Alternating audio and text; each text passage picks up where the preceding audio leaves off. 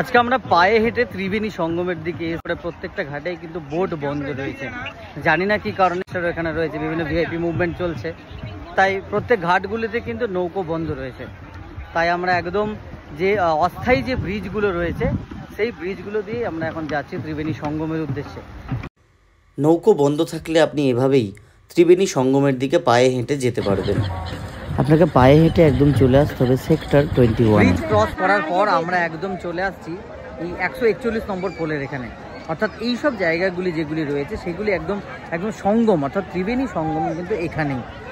বিভিন্ন ঘাটগুলি থেকে নৌকোতে করে এই সব সঙ্গম এলাকায় নিয়ে আসেন পুণ্যার্থীদেরকে এবং এখানেই পুণ্যার্থীরা কিন্তু স্নান করেন।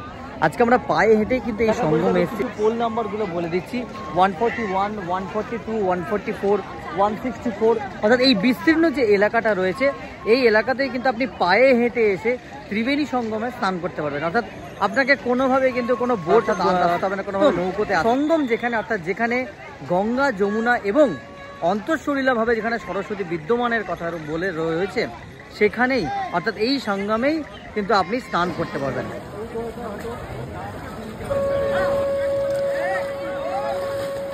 দ্বিতীয় দিনের ত্রিবেণী সঙ্গমে আমরা স্নান সম্পন্ন করলাম, যেখানে আমরা একদম গঙ্গা, যমুনা এবং অন্তঃসলীলা সরস্বতীর সঙ্গম স্থল সেখানে স্নান করলাম।